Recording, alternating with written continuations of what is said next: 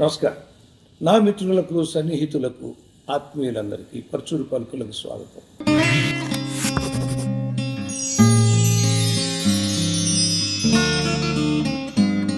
పవన్ కళ్యాణ్ గురించి తను ఉప ముఖ్యమంత్రి ఆయన క్షణంలో ఎంత భావోద్వేగానికి నేను గురయ్యానో నాకు తెలుసా.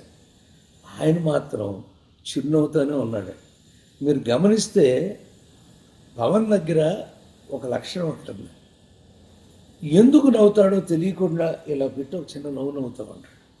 ఈసారి నేను గమనిద్దాం అనుకుంటున్నా, ఏ సమయాల్లో ఆయన నవ్వుతున్నాడు, ఈ నవ్వు దానికి మనం నిర్వచనం చెప్పుకోవాలి ఆ నవ్వుకి అని. మొన్న కూడా 1-2 సార్లు ఇలా నవ్వాడు. కానీ ముందు మేము అభిమానించే, నేను విపరీతంగా అభిమానిస్తాను. ఆయనకి సినిమా రాయలేకపోయినా చెప్తాను అంటాను ఎప్పుడు కూడా, మాకు అదృష్టం రాలా ఆయనతో సినిమా రాసే అదృష్టం. కానీ ఒక అద్భుతాన్ని, ఎంత పోరాటం అండి, రాజకీయాల్లో ఇక నిలబడగలడా లేదా, గెలవగలడా లేదా, పోరాటం చేసి పిఠాపురం వెళ్ళి అసలు అక్కడే గెలుస్తానని ఎంత ఛాలెంజింగ్ గేమ్ అండి అది. మామూలు అది వేలాది ఓట్ల మెజార్టీతో, ఎన్ని వేలో మీ అందరికీ తెలుసు, అన్ని వేల మెజార్టీతో గెలవటం అంటే ఇట్స్ నాట్ ఏ జోక్ అండి. అంటే పద్ధతి ప్రకారం ఇప్పుడు కూడా మీకు నేను ఒకసారి చెప్పాను, భారతదేశాన్ని కాంగ్రెస్ పరిపాలిస్తున్నప్పుడు ప్రతిపక్షాలన్నీ కలిస్తే తప్ప ఆ కాంగ్రెస్ పార్టీని ఎదుర్కోలేని పరిస్థితిని భారతదేశ చరిత్ర చూసిందని. అలాగే ఇక్కడ కూడా వైఎస్ఆర్ కాంగ్రెస్ పార్టీ అంటే వారు కాంగ్రెస్ పార్టీ వారు కూడా వారిని జయించాలి అంటే ఇంకా ఎవరో కలవాల్సిందే. అన్నగారు ఎలా అయితే కలుపుకున్నారో ఆయన కమ్యూనిస్టులను కలుపుకున్నారు, చంద్రబాబు గారు బీజేపీని కలుపుకున్నారు, ఇప్పుడు జనసేనను కూడా కలుపుకున్నారు. అయితే అసలు ఎన్ని సీట్లు నిలబడ్డాడో అన్ని సీట్లు 100% ప్రపంచ చరిత్రలో ఉందేమో తెలియదండి. డిక్టేటర్లు ఎవరో గెలుస్తారేమో తప్ప ప్రజాస్వామ్య దేశంలో 100% నిలబడినటువంటి ఎమ్మెల్యేలు అందరూ సామాన్యమైనటువంటి విషయంగా పార్లమెంట్ మెంబర్లు గెలవటం, అలా ఒక చరిత్ర సృష్టించారు. పవన్ కళ్యాణ్ ఇన్నాళ్ళు మాట్లాడింది ఊరికే సినిమా డైలాగులు కాదు, ఆయన మేధోబలంతో, మానసిక బలంతో ఆలోచించి ఏం జరగబోతుందని. ఆయనే కనుక పూనుకుని ఉండకపోతే తెలుగుదేశం బీజేపీ కలిసి ఉండే కాదు. వాళ్ళిద్దరూ కలవకుండా ఎవరి మానాన్ని వాళ్ళు వెళ్ళి ఉంటే మళ్ళీ రిజల్ట్ ఎలా వచ్చిందో మనం ఎవరని చెప్పలేము. ఎందుకంటే మీకు ఒకసారి చెప్పాను నేను, 2004 ఎలక్షన్లో చంద్రబాబు గారిని దయచేసి కమ్యూనిస్టులతో కలవండి సార్, 1% తేడా నాకు కనపడుతుంది అంటే దేవేంద్ర గౌడ్ గారు నవ్వి ఆయన భుజం మీద అరసాను, మన భుజం మీద వేయాలని చూస్తున్నాడని మీకు ఎప్పుడో ఒకసారి చెప్పినట్టు గుర్తున్నా. మరి ఏమైంది, రాజశేఖర రెడ్డి గారు గెలిచారండి. అదే కమ్యూనిస్టులు ఉంటే 1% ఓటుతోనే కదా తేడా, వాళ్ళ 6% గెలిస్తే 5%తో అప్పుడే మళ్ళీ చంద్రబాబు గారు గెలిచి ఉండేవారు. అయితే రాజశేఖర రెడ్డి గారిని మనం తప్పు పట్టకూడదండి, వారు అద్భుతంగా పరిపాలించారు, అందుకని వారికి కూడా ఒక వందనమండి. బట్ పోరాటంలో ఎత్తుగడలు అనేవి ఉంటాయి. ఆ ఎత్తుగడ నిజమైన రాజకీయ నాయకుడు కాకుండా ఒక అద్భుతమైన సినిమా నటుడుగా, ఆకాశం అంత ఎత్తు ఎదిగినటువంటి సినిమా నటుడుగా, ఆయన సినిమాలు ఎన్ని ఆడిని ఎన్ని ఆడలేదని వద్దండి. ఆయన సినిమా ఈ ఓటీటీలు ఇవన్నీ వచ్చినాక ఆ థియేటర్లకి కొంచెం ఇబ్బంది కలిగిన మాట మీ అందరికీ తెలుసండి. మరి ఇదివరకు అయితేనేమో ఒక 50 రోజులు దాకా ఇచ్చేవారు కాదు. ఇప్పుడు 3వ వారం 4వ వారం, కొన్ని సినిమాలు అయితే 2వ వారం వచ్చేస్తున్నాయి, ఓటీటీలోకి వచ్చేస్తాయంటే సినిమా నిర్మాతలందరూ కూడా కంగారు పడుతున్నారు.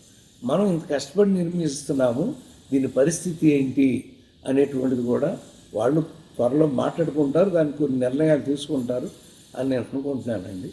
ఏమైనా పవన్ కళ్యాణ్ గారు ఉప ముఖ్యమంత్రిగా ఎంత హుందాగా, ఎంత ఓపికగా, మనం షాట్లు చూసామండి అక్కడ, మీరు కూడా నాతో పాటు చూసి ఉంటారు.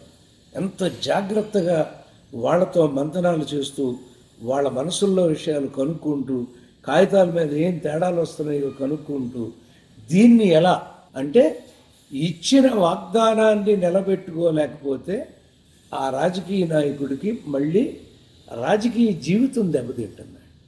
కాబట్టి ఇప్పుడు చంద్రబాబు గారు నిలబెట్టుకోవాలంటే పవన్ కళ్యాణ్ గారు కూడా నిలబెట్టుకోవాలి.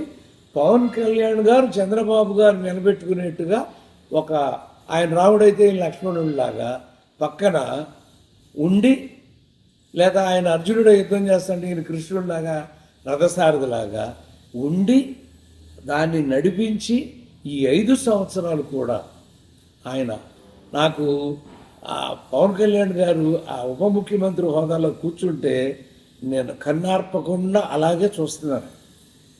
మా వాళ్ళు నవ్వారు. ఏంటి అంటే, చిన్న పిల్లాడు అతను, చూడు ఎంత ఎదిగిపోయాడో, ఎంత ఒదిగిపోయాడు, ఎదిగే కొద్దీ ఒదగాలి అని అంటారు. ఆ వారాహి అనేది ఏంటో మరి, ఆ మాల మరి నాకు తెలియదు, మరి ఎక్కడ ఎతికాను, నాకు దొరకలే. ఎక్కడో వారాహి మాల వేసుకున్నాడు ఆయన 10 రోజుల పాటికి, దాన్ని తీర్చుకుంటానని. అంటే కమ్యూనిస్టు భావజాలం ఉన్న మనిషి, మీ అందరికీ తెలుసు. ముందు ఆయన కమ్యూనిస్టులతోనే కలిశాడు. కమ్యూనిస్టు భావజాలం ఉన్నా కూడా భగవంతుడిని నమ్మి ఆ వారాహికి మాల ఆయన వేసుకున్నాడు. వేసుకుని దానికోసం 10 రోజులు మళ్ళీ ఆ మాలలో అలా మనకు కనపడతా అంటే ఎంతో ముచ్చటగా కనిపిస్తున్నాడండి అలా చూస్తా అంటే ఆయన.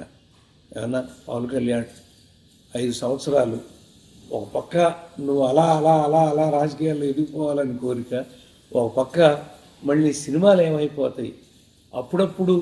ఎందుకంటే సినిమాలు చేసుకోవటానికి ప్రభుత్వాలు పర్మిషన్ ఇస్తారండి. కాబట్టి వీళ్ళలాగా 100 రోజులు 150 రోజులు అయితే ఎవరు. అప్పుడంటే అన్నగారు 19 రోజులు 20 రోజుల్లో నా దేశం లాంటి సినిమాలు ఇలాంటివన్నీ 19-20 డేస్లో పూర్తి చేశారండి అన్నగారు. అలాంటి టెక్నిక్ ఏదన్నా మీరు కూడా కనిపెట్టి పవన్ కళ్యాణ్ సినిమాకి ఈ ఫైట్లు ఇవి ఇంత రోజులు, ఆ డిజిటల్ వర్కులు ఇంత అక్కర్లేదండి. అంత మంచి అతారింటికి దారేదిలో ఏమున్నాయండి, ఒక లైను, గుండెల్ని హత్తుకునే లైన్, ఎంత అద్భుతంగా ఆడేసింది సినిమా. సో మీ కెపాసిటీకి పవన్ కళ్యాణ్ అద్భుతమైన లైన్ తీసుకుని ఇంత ఖర్చులు పెట్టకుండా, ఎందుకంటే భయంకరంగా సినిమా ఖర్చులు పెరిగిపోయి చాలామంది సినిమాలు తీయక 24 క్రాఫ్ట్లు కూడా ఇబ్బంది పడుతున్నాయి. మా 24 క్రాఫ్ట్ల తరపున కూడా మీకు నేను ఒక విన్నపం చేస్తున్నాను.